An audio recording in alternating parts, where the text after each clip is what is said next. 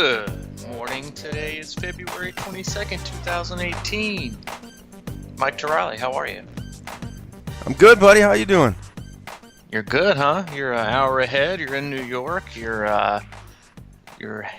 painting the city red, I imagine. Yeah, I'm painting the city red. We drove around New York. I've been working on a new documentary film, and lots of working and videotaping of painting, but no painting. Hmm. Well, that's okay. And in case you did know, this is in fact the Crushing Iron Triathlon podcast, which we occasionally talk about triathlon, and then we most often cover college baseball, college basketball, Winter Olympics, anything else in between. So, um, how many hours are you working a day? It sounds like some pretty long days. We talking like 13, 14-hour days here? Yeah. It's I mean, like yesterday. Let's see, we worked. We drove for about 4 hours Ugh, yesterday. We had to go. disgusting. We start in New York City, so we drove to the bottom of Staten Island for an interview to start the day, and then had to come back into Manhattan and up to Queens. I don't even know where the hell we are. I'm just sitting in the back, just kind of hanging out. But so I mean, this place is just incredible. It's actually not as trafficy as I would imagined it be. Even though Hmm. even in Russia, it's I mean, there's obviously a lot of traffic, but clearly Did you say even in Russia? uh probably not. Even in traffic, I thought I said. I Oh, mean, oh, rush hour. oh, okay, gotcha. No Okay, Russia. sorry, man, I got Russian. Sorry, they're probably Russia's listening. always on Hey, the brain. yeah. But yeah, no. So we're mixing it up. Driving. This place is cool, though. I gotta say, we've been eating some pretty cool, good food, and but working hard. Like I was telling you, man. It's like I'm on my feet a lot, and it's one of those things where I've got 3 days left of hardcore shooting and everything like that. So the working out is taking a little bit of a back seat, but it's leg time for sure. Yeah, but you're still getting some time. I think it would be before we dive into some other things, but if we definitely got quite a few new listeners here recently. So if you're just now tuning in, that's Mike Riley. He's our age group triathlete who also color commentates and keeps things moving. I'm Robbie Bruce, the coach. And if you're kind of working your way backwards, Mike is a very accomplished, what would you say, video guy? I mean, you got Video guy, yeah. video No, guy. that's I mean, probably fair. I mean, I kind of fair. I mean, I think you you're kind of a very diverse portfolio, I guess, in terms of I know he's got Saving Banksy, which is an incredibly popular documentary that came out last year. It's on Netflix and great reviews. And so if you haven't checked that out, check that out. But so when you do something like this, like yeah, you're in New York, you're meeting with these people that you really do you know even know any of these people or like just get. I think if people would kind of be interested in and they know what I do full time, but like when you do something like this, like a little bit of what it actually entails, I think that might interest people. yeah. The let's see. We started talking about making this film a year and a half ago while we were making Saving Banksy, and it's finally coming together. And basically, I'm up here with three other people, helping out. One of the writer, the executive producer, and another guy that's kind of just helping out with doing whatever. And so they scheduled all these interviews up here, basically in New York, and we're uh, getting the main interviews for the film right now, and also, so a lot of what I've been doing is getting up in the morning and going out and getting B-roll footage of New York scenes, the subway, the skylines, the whatever, and so we'll do that, and then we're just driving around getting these key interviews for this film, and it's going to be about a week, and there may be another trip back at some point, depending on what we get and what we might need. But so yeah, we go out and shoot these interviews, and Can you tell us? I already know what it is, but can you tell the audience what the film will be about? I really can't Not say really. Can't. no, Okay. no, because there's Uh, sort of a I inter- feel pretty good knowing that I kind of know with slightly privileged information, but hey, your secret's safe with me. yeah, yeah. I mean, I'll check that out and see when I can reveal sort of what's going on. But it's a really cool project. It's a interesting film idea, and there's just a lot of good stuff involved with it. We last night it was cool because we were down at trying to get some skyline shots from the around the East River, Manhattan, and as the sun was setting, it was beautiful here yesterday, about 70 degrees or something. Yeah. And but when we got down by that East River, that's got to be the best place in the world to run because the water is so cold that it's Mm, like that you get just a gust of freezing cold air, yep. and then like 5 feet off of the rail, it's nice, it's fine. But if you get up next to the rail, it's just icebergs, man. I mean, it's like seriously about a 25-degree difference, Oh, if geez. that. I mean, so it was interesting. I saw a lot of people running. I see a lot of people running, but we're staying over in Brooklyn, so Mm-hmm. I see a lot of mopeds and crazy bikes, but I haven't seen many triathlete types around here. I'm sure there's. Many triathlete types. I'm sure they're there. They're probably disguised though. But yeah, it's been like it was unseasonably warm back here in Nashville too. Like yesterday, and then it got cold again. But yesterday was a little warmer, and the day before was real warm, like high 60s, 70s, which is insane. But I do want to give one of our thank you again to everybody who's been listening and taking the time out of their day to leave us a review on iTunes. They're incredibly helpful to everyone, ourselves included. And I will take a moment and read one of the most one of the more recent ones. Uh, yeah, I thought I got kind of a good kick out of it. Let me see. Here we go. Yeah, from Mark Probo is the name, and he says the episodes are very entertaining and will give you some sort of encouragement or good advice in every episode. I even started a game every time Coach Robbie says literally or Mike mentions playing college baseball. I put $1 into my new bike fund. After a few, after a few episodes, I'm over $200. Seriously, though, it's a must listen to if you're into any kind of endurance sport. So, Mark Provo, literally, thank you. Put some more. And now that if this is going into your jar for your bike fund, then you can thank Mike and I for getting your bike earlier because I will literally say literally a lot. Oh man. So we appreciate the feedback. And again, I know it does take time out of your day, and sometimes it's not the easiest format to leave a review, but it really does help. It generally just doesn't honestly help us out as the podcasters, but the most important thing is that it helps out new triathletes or seasoned veterans and everybody in between find our podcast and then let them make the decision if they like it or find it valuable or not. So again, we appreciate everybody who has done that and takes the time to email us. We got a couple awesome emails this week from listeners just giving us overall feedback and then questions and stuff. That's always something that you and I are both really always open to receiving and take the time to respond. So we appreciate that. And we'll try to do you proud. We promise no dog barking, and I can promise limited, if not zero, baby crying today. So you should be you should be getting a good episode today. That's awesome, dude. Yeah, I should say, if I can step back a little bit, the film is about street art and graffiti, and there's some pretty high profile street artists from around the world in this film. So it's pretty good stuff.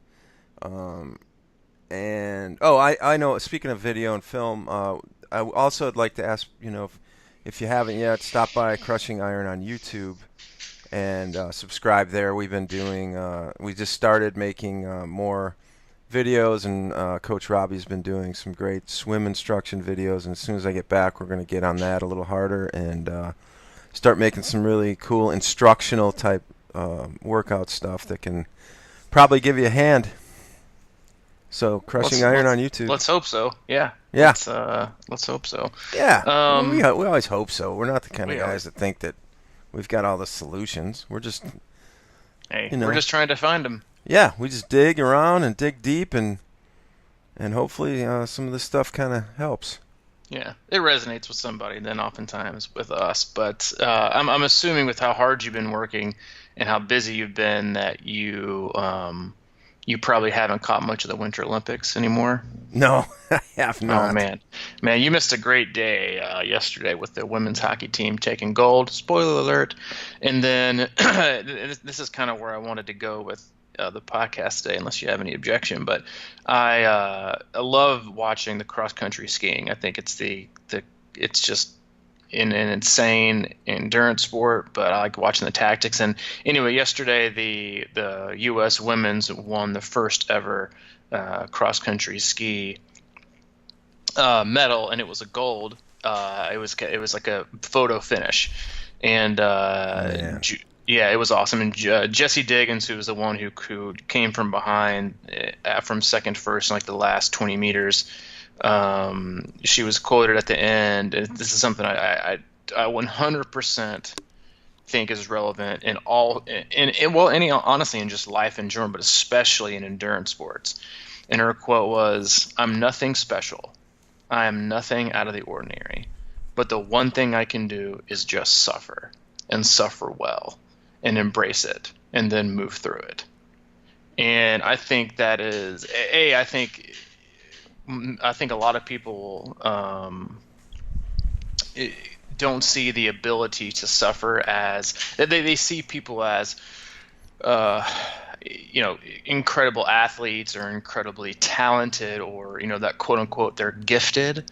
A lot of athletes that you see that reach the highest level or that are able to accomplish these great things don't accomplish them because they only have just this, gifted, talented, you were born with it, athletic ability.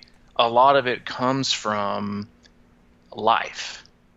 A lot of, and I don't think it's a coincidence that you hear and see so many high level athletes that have gone through really difficult times in their past.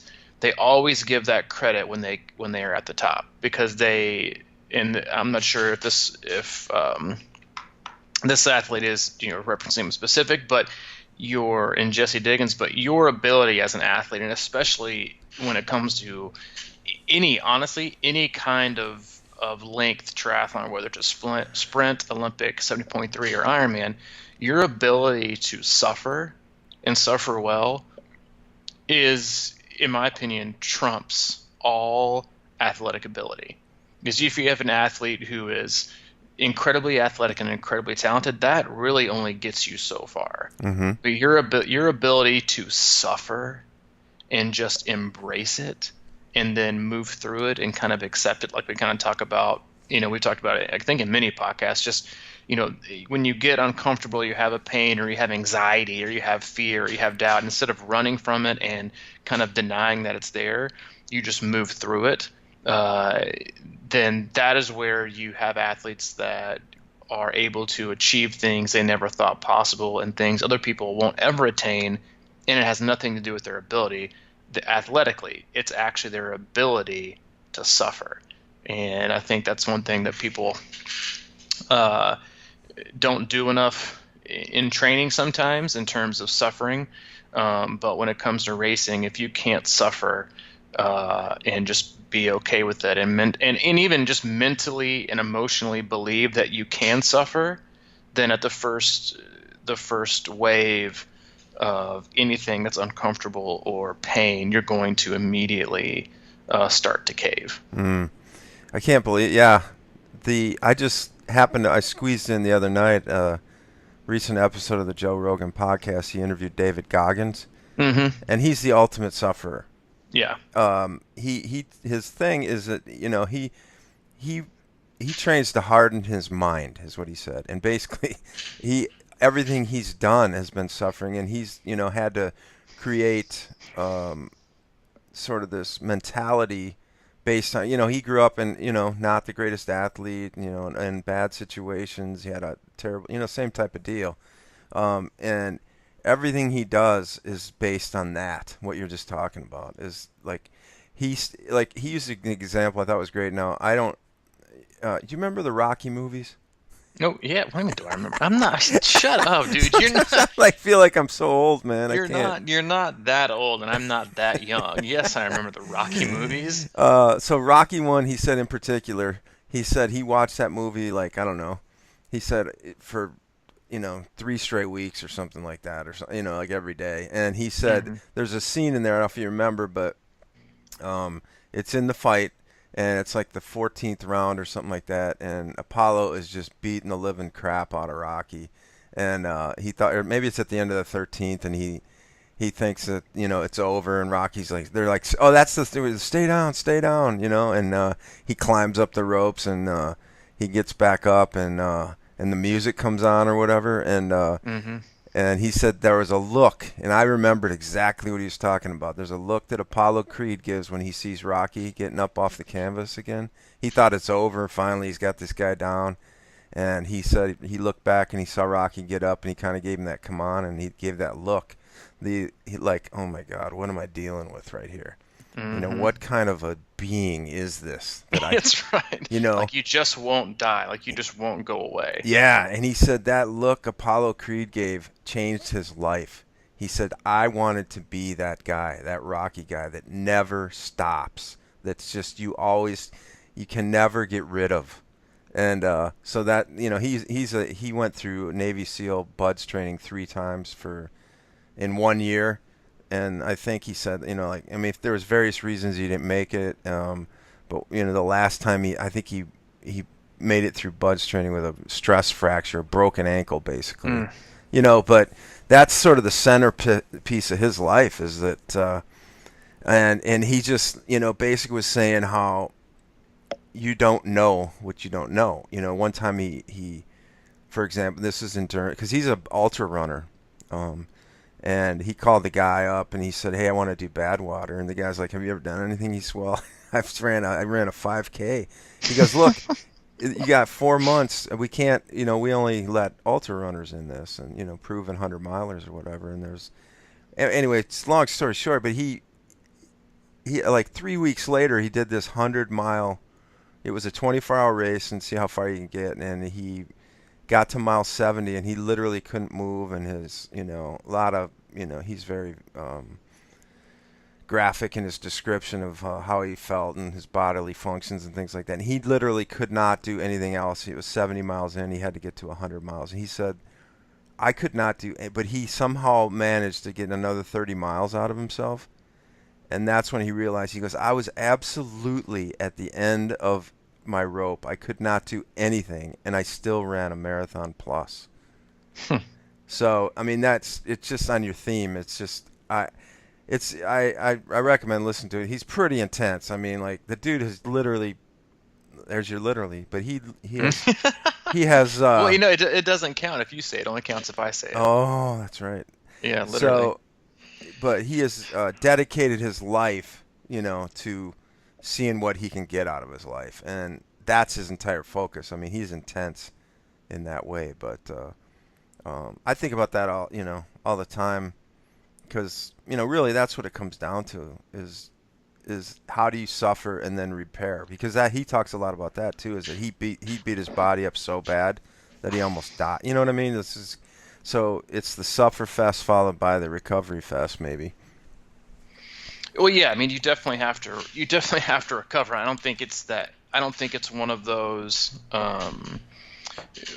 things that you definitely can't do it every day, or you suffer and you just can't recover, or you just are addicted to the suffering and not so much the recovering and being able to do it better. I think there's a distinct difference in like training to prepare for pain or training to put yourself through pain. And I think that's something that triathletes honestly often struggle with, a lot of Mm, them, because of the way of the environment and the atmosphere and the mindset that they come into the sport with. I mean, I've dealt with loads of athletes that come into the sport with, you know, past, trauma that they, don't obviously don't like, and that's hard. Depression, anxiety, suicidal thoughts, all kinds of things that like really transform a person into who they are, and it's a form of suffering. And then they turn to something like triathlon. It's supposed to be um, a positive, healthy refuge. And then some days they kind of find themselves in like this masochistic role of like they crave putting themselves through pain to kind of dull other things. And that can also oftentimes be just really can really cloud a healthy relationship with what the sport is supposed to be about, which, yes, do you need to be comfortable with pain? Sure. Should you be kind of purposefully trying to put yourself in pain? No. But I think that's where like that borderline of suffering comes from is athletes with um, you know specific life circumstance or have gone through things or have just proven to themselves time and time again like listen, like I can just get to a point and I can go, that's, and I can just hold it there, and I know that I'm just going to suffer. I mean, I think each athlete when they get to that point can kind of revert back to a place or a specific race where they like that's when and where I learned to suffer. And that's when I learned that if I just can remember and kind of like and like if I could just take that moment and put it in a bottle and use it every day, I would be golden. Like I remember a marathon I did I think 5 or 6 years ago. I did the country music half or the full on like little to no run training, and I ended up negative splitting the back half by like 15 or 16 minutes and almost ran like a half marathon PR. But I remember getting to like mile 16 or 17 and thinking, I'm just going to floor it from here on out. And then I got to this point around like mile 21 or 22 and just thought to myself, it's not going to hurt any worse. So I just need to be okay with hurting as much as I'm hurting right now. And it'll just be over when I get to the finish line. Like it's not going to kill me. I'm not going to collapse. It's not like 110% like I'm going to have to walk in 2 seconds, but I could if I wanted to. Hmm. But I know that I'm here and I'm in this moment and I'm suffering. And you know what I can do? I can actually I'm just going to suffer. And that's it. It's suffering is a choice in a lot of ways when it comes to sport, because you don't have to. You can just walk, Right. or Yeah. you can just get off your bike. It's one of those crazy things. Like we talked about a couple of podcasts ago. Like you chose to sign up for these races.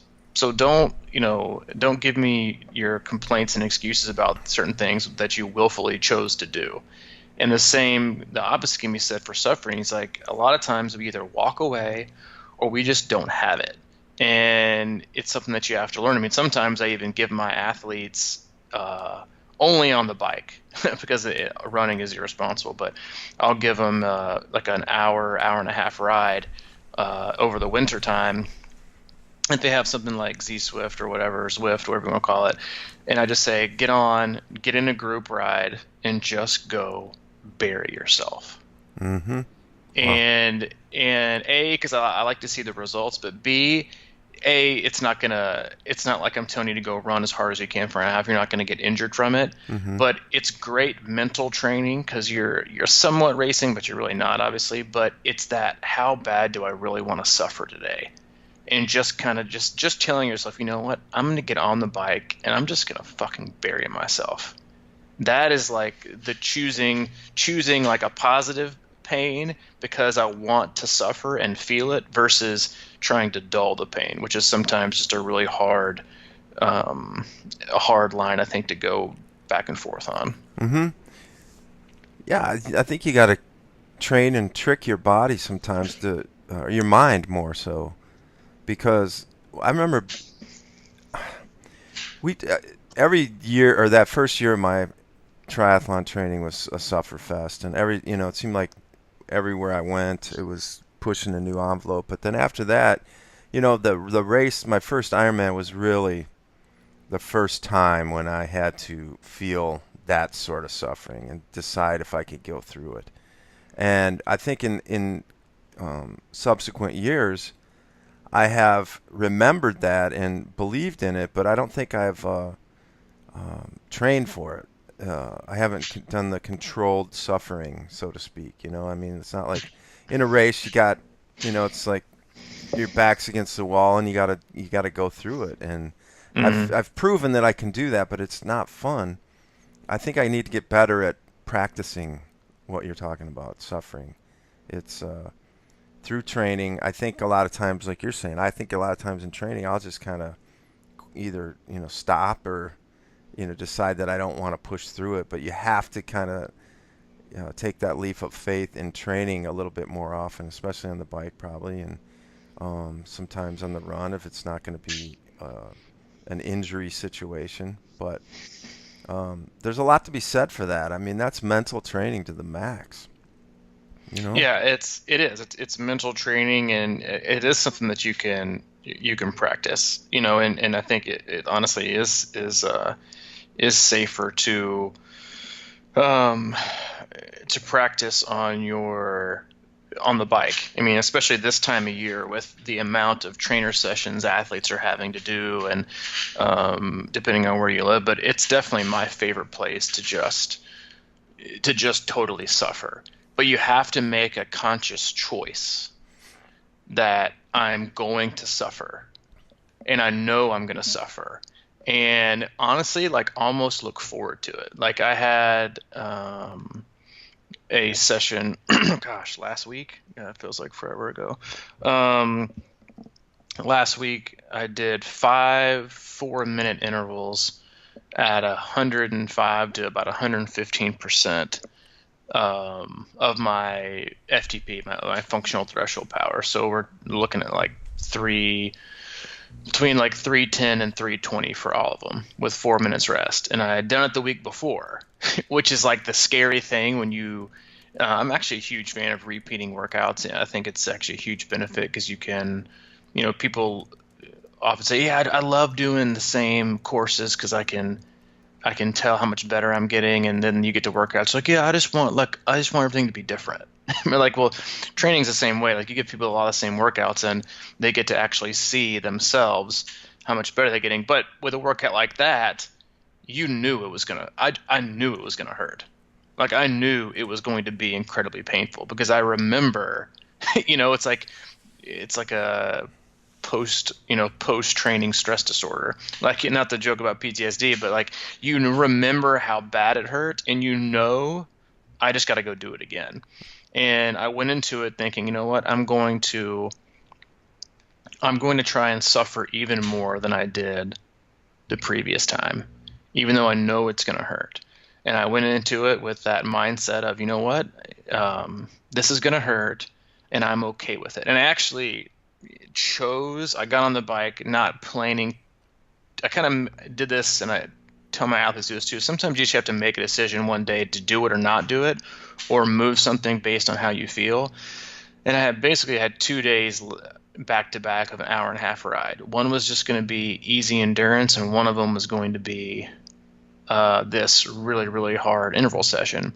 And I got on in the first 20 minutes. I just wasn't sure if I was going to have it. It was actually, we had recorded that podcast, I think, where I said that I just had like two really shitty runs back to back. And so I got on the bike and I just didn't feel it.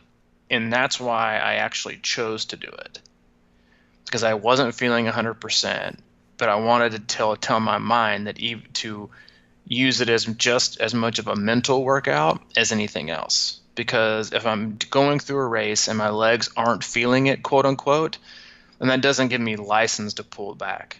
I can either make my mind up and say, I'm still going to suffer, and I'm going to suffer really, really, really hard, and just see what happens. And I actually ended up doing better than the week before on those intervals. And I honestly, it had nothing to do with my physical ability. It was all in honestly, like my commitment to suffer. That was really it, honestly. Like I didn't get fit. Like I did it on February 15th, and then the session I did before that was on February 8th. So I just didn't all of a sudden get, incredibly fitter, from the week before. it was just a decision that I made that, you know what?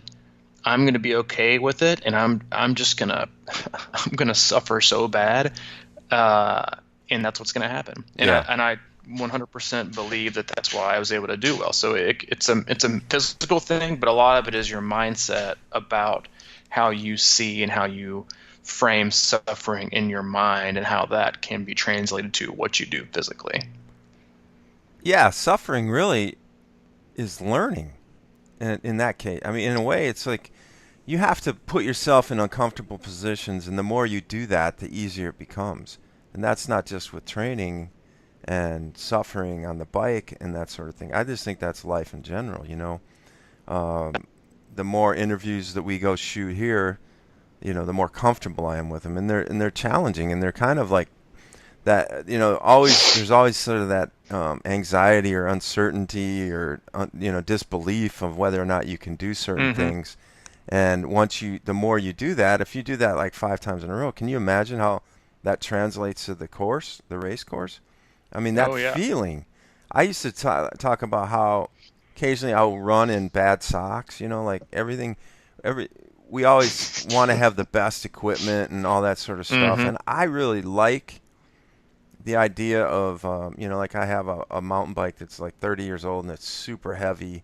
And I love riding that thing because it's a tank and it's a hard climb, you know. And a lot of times I'll run in socks that are way too hot for the conditions, you know, like kind of a wool hiking sock type of deal, Hmm. a Timberland, and I'll go running that, and my feet get hot because that's what happens in races sometimes to me, and it is that little bit of a training with familiarity, you know, that can you know, just say, hey, you can recall it back in your head. It's like that feeling, hey, I've been through this, I can do this, because a lot of times with the anxiety of a race and the unknown of a longer distance than you've ever done, if you start feeling stuff you've never felt before, that's going to give you doubt.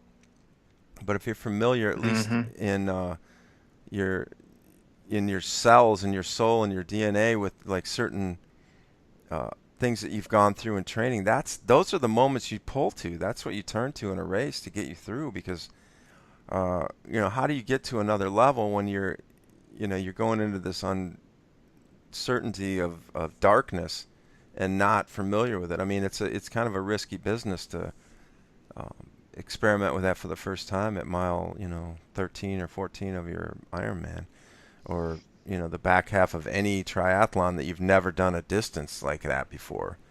And if Yeah, it, it'll be a short experiment. yeah, you know, man, and you said something earlier about it's not going to get any worse. If you know, those are the feelings you have to be able to recognize, because I've always said that, you know me on my walking thing. It's like um, people walk, I think, just too easily on their triathlons. They train for them and they start feeling pain, and then they give in.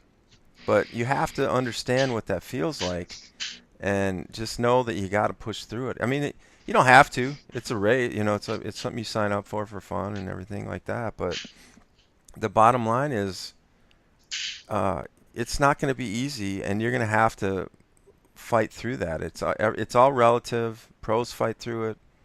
You know, first timers fight through it. Middle age groupers fight through it, and that often is the difference between doing something that you hope and want to do and not doing something you hope and want to do.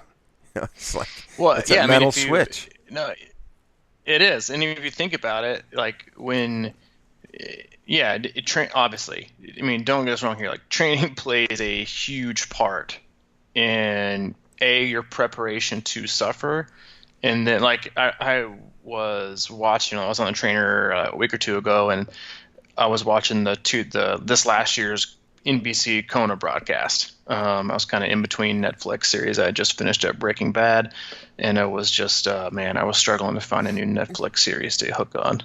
Luckily, I found Narcos, solid series. But anyway, Part two or one? uh, so I'm on season two now. Okay, I So haven't yeah, gotten there. already blazed through season one. Okay, I won't Season spoil one's it for you, amazing. but it is about cocaine. Um, but anyway, so I was That'll numb watching the it, and pain. the, that will numb the pain from what I've heard. So I will say, I was watching the pre-race interview and I thought it was interesting. And they were interviewing Lionel Sanders, and he was like, yeah, it really just comes down to who wants it more in the end, and something like nobody wants it more than me, and it's just going to come down to the mental toughness. And they showed this picture when Patrick Lang, you know, blew by him like he was standing still, and then you could show his face, and he was like, I wanted it, but my body couldn't go anywhere. Yeah, Mm. so it wasn't really about, at that moment, it wasn't about who wanted it more. It was about who could just freaking run faster, and that was him. So yeah, don't get us wrong here that like there is no uh, there is no substitute for proper training, but and when it comes to suffering, you can't just suffer your way to PRs just because you think you can suffer. There is no substitute for preparation. However, having said that, when you get to a race and you're on the run portion and you're walking or you're slowly running because you bonked, or you're walking through an aid station, see somebody blow by you, um, your first instinct is, oh, they're just faster, they're in just better shape. And that may be true. But who else is to say they're not in the same amount of pain you are? They just chose to just suffer when you chose to take a stroll. And yeah, do we all need to walk? Have we all walked at some point in a marathon? Absolutely. I know I have. But the times that I chose not to, it wasn't because wasn't really anything different physically.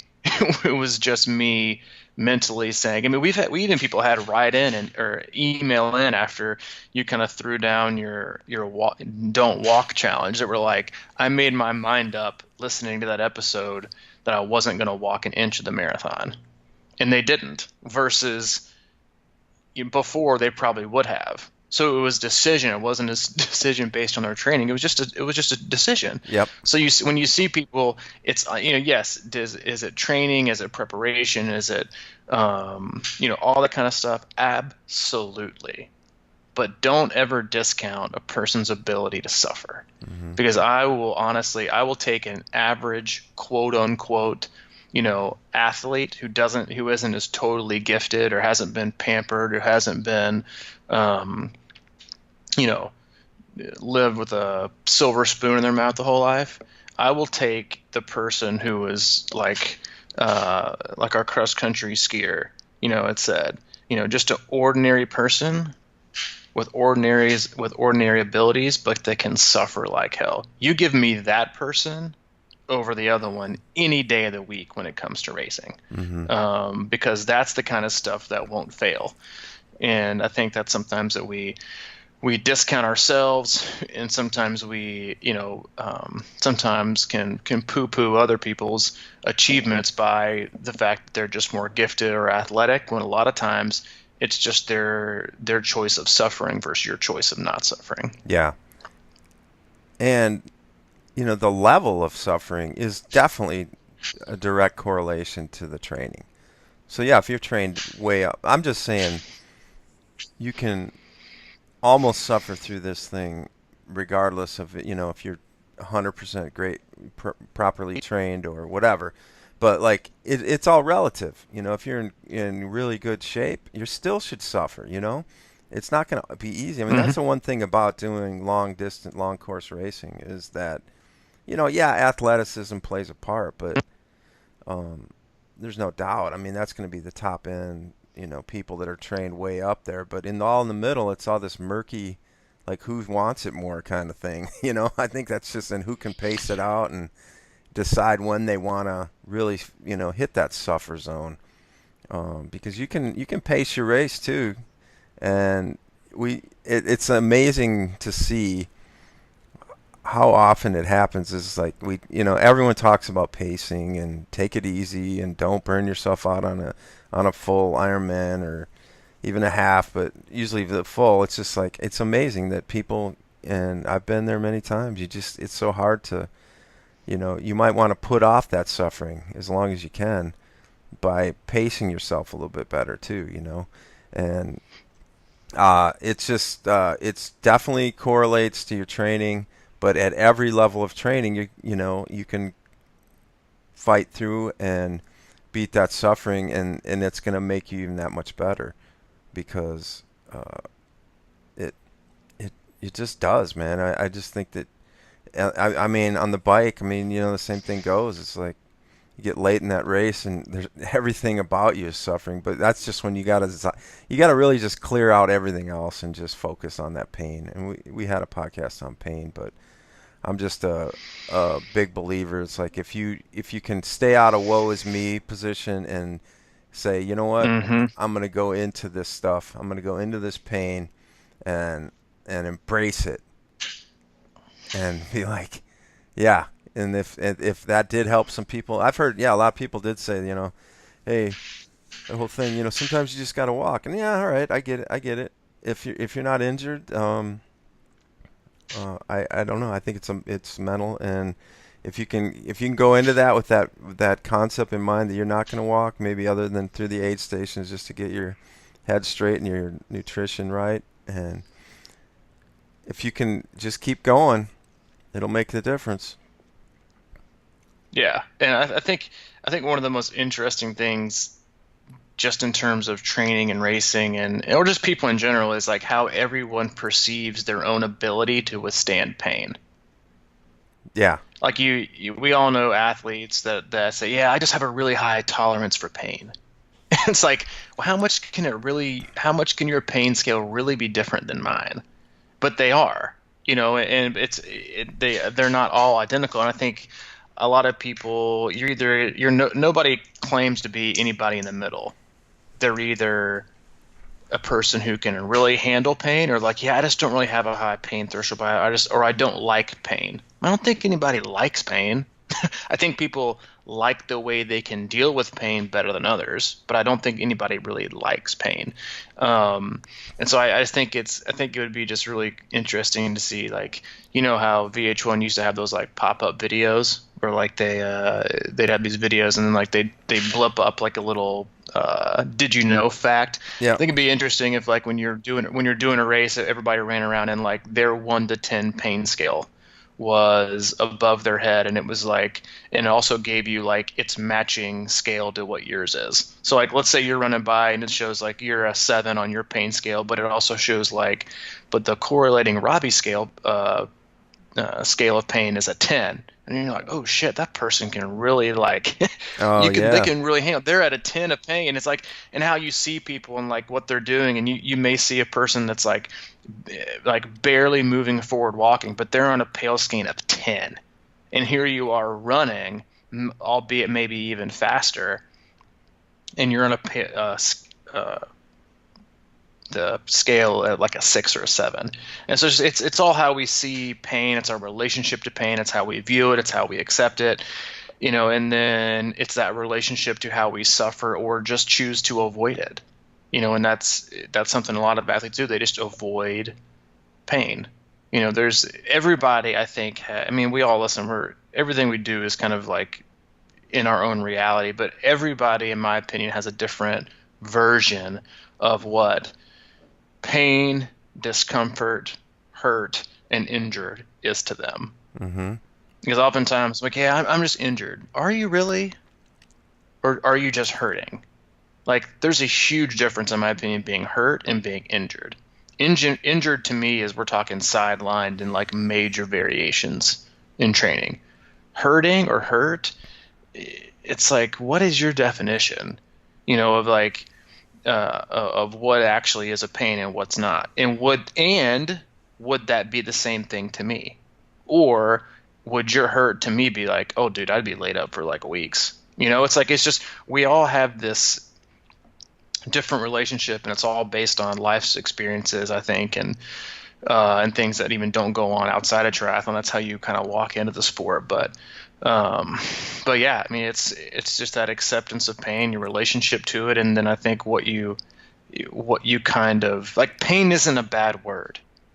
Like, being uncomfortable and stress, and these aren't like words that you should like always avoid. Like you said, it's like it's a time where you grow. Like, I know for me, like, some of the most stressful parts of my life are things that I always hang my hat on. I'm like, dude, if I can make it through that, this ain't shit. Yeah. Versus somebody who might not frame it that way or might not have been through that. And that's why I think you see so many athletes that are able to kind of pull from their experience of suffering and catapult themselves forward to being able to do things physically, not because they don't have it in their DNA or in their physiology, but because they aren't able to tap into the resource that is there in their ability because of that barrier between wanting to suffer and avoiding suffering. That's such a great point. I think it's just how you frame it too. You get done with some of these workouts or these races, and you're just so much you're so sore and there's so much pain. And if you focus on the fact that you're in a decrepit state of body, you can't. It's hard to frame it in a way that makes you think about how amazing it is that your body just did what it did. And Mm-hmm. if you think about the accomplishment and then what that was and then what that could mean for the future, like what else can you do? How much further can Yep. you take that?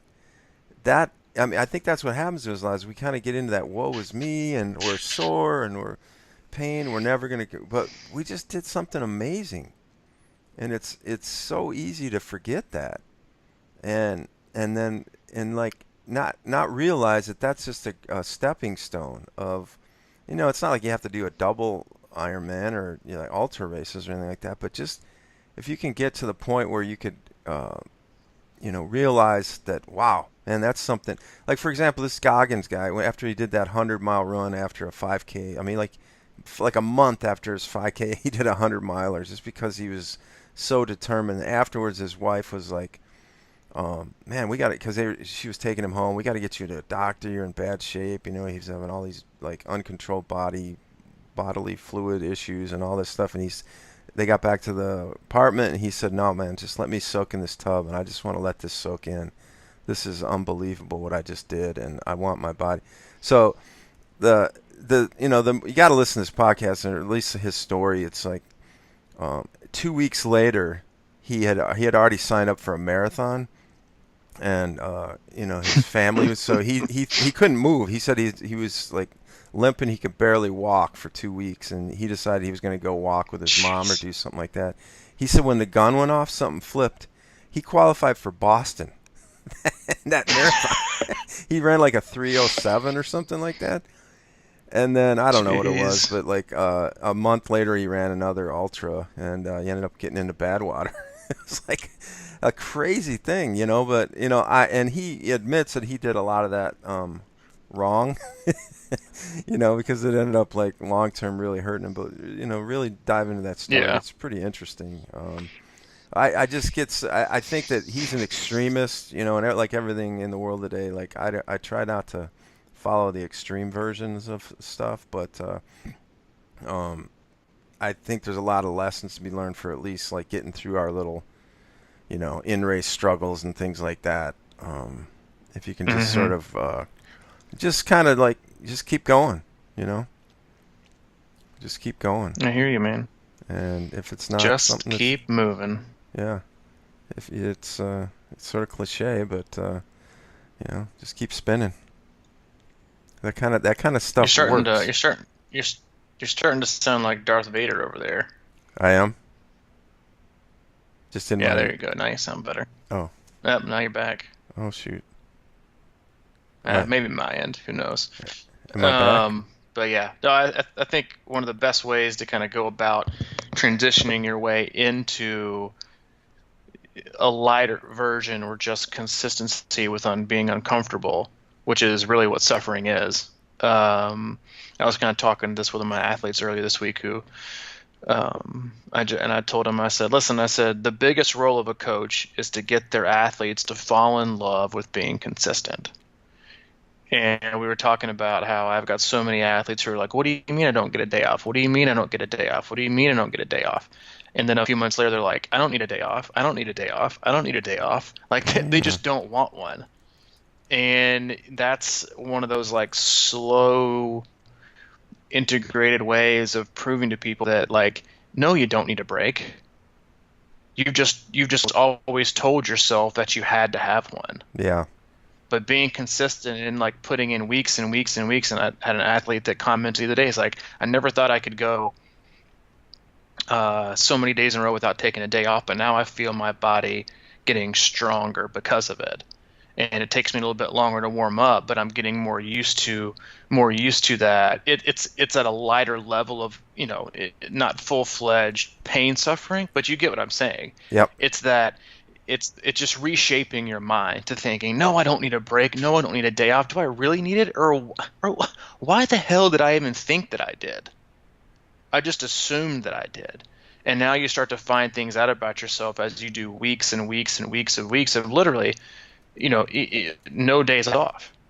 That may be something as short as like a 25-minute run, but still, it's I don't need a break. Do we often need one sometimes? Do you get one? Sure. And like, you don't ever want to run your athletes into the ground, but if you slowly ramp things up, and that's what I love to do with my athletes, you don't. You don't. And that's just one of those kind of slow ways to integrate, quote unquote, suffering into your training, is to just choose, like, you know what, do I really need a day off today? Big difference. Do I want one or do I need one? Do I want to walk? Yeah. Do I need to walk? No. Do I need to power down on this hill? No. Do I want to? Yeah. Do For I want to sure. float over on my back in the swim? Yeah. Do I need to? No. It's just a constant battle between want and need, necessity and choice. And suffering plays a huge role in everything that we do, whether it's avoiding it or setting ourselves up to never have it. But it is at the root of most of our decisions in terms of what's going to make our days easier, what's going to make our training easier, what's going to make racing easier, and I told somebody the other day, or even I think this morning on Training Peaks, they always say, like, train hard so you can race easy. And that's not because the racing will be easier, but it'll be easier to handle if you've done so much of the hard work in training. And that goes for the mental and emotional aspect of it just as much, if not more, than the physical aspect. You're right, man. We're all capable of being greater. We just need to make the decision. Often. Yeah, often. It's like a Choose constant. to. Yeah, it's a constant choice. One of those things, man. Life's full of choices. Yeah. Which one are you going to make? Yeah, I mean, The hillier route or the flatter route? it's sort of a lifetime of standing on the edge of a cold water pool. It's like, just keep jumping in, man. It'll be better. You don't want. You Yeah, always just want to rip turn off the around. Band-Aid. Yeah. Yeah. Yep, just rip off the That's Band-Aid. kind of it. It's like when faced with those decisions, just plow ahead. Usually, that's just the best way to Yeah, go. seriously. The best way to tackle any problem is just to dive into it. I'm convinced. Yeah. And if you don't have the courage to, run forward, then just fall forward and see what the hell happens. Yeah. It doesn't have to be a cannonball. It can just be a slow, a slow end. So, but yeah, it is. It's all about choices, and I think it's always a good to do kind of kind of a personal inventory. Like, am I really giving it my all, or have I kind of not faked, or have I kind of fooled myself into fine and being okay? Am I really giving it more than I thought? Am I really going as hard as I thought? Or am I saving it? Am I saving it? Or am I afraid to go there? Am I afraid to bonk? Or am I afraid to fail? Or, it's like, go there in training so you can know and be prepared and don't have to go there when you race. And so I think it's always good. Like, did I really nail that last session? Or did I just think I did based on what I thought before? And then you go back out and that was me, with those same workouts back to back. It was like, I thought I had nailed it, but then, a week later and no days off and more training, I did better, but it wasn't because of some like huge physical adaptation. It was just like, yeah, I suffered last time, but I think I got more suffer where that came from. And so if you can dig in that well and you can find ways to be better, and if you find ways to challenge yourself in training, then when you get to a race and you have those questions, and you have those doubts and fears and anxiety, and I want to quit and I want to stop and I can't do it, you can revert back to training, not just in the distances and the times and the paces and the watts and the PRs and the pool or whatever it is. You can dive back into your mental reservoir of suffered then, suffered then, suffered then, pulled from here, pulled from there, went to the well, felt the pain. Guess what? I finished. And that's what racing is all about. Yes. All right, man. We'll end it there. Digging into your suffering reservoir. Be loud. That's it, man. All right. Digging into your suffering reservoir. Thanks again for listening. If you want to check out all things and anything Crushing Iron, you can visit our website, crushingiron.com. We've got information on coaching, training plans, gear, which is hats, visors, shirts. We've got videos up. We've got information on our training camps that are this year.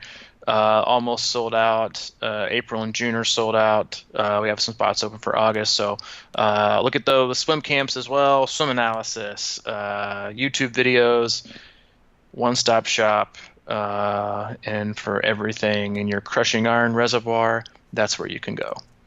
Yep. And if you see me walking around New York this week, say hi.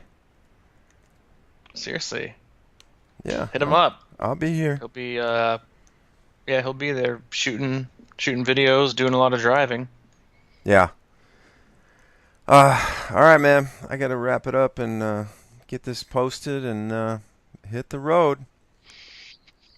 Yeah, we have one athlete who lives in New York, so I don't know how close you are, but oh yeah, in the city? Yeah, Archiana. I'm not sure where she lives in the city. She works for the United Nations, but yeah. Anyway, I'll send you a message. Oh, I got video of her building last night. Oh, did you? Yeah. Oh, sweet. Yeah, maybe she was up there working. I'll try to connect you guys then. Maybe she was. I'll have to see. So, all right, dude. Well, hey, have fun shooting the videos. Travel safe back, and we'll talk to you soon. All right, buddy. Thanks, man. All right, see you, dude. Bye-bye.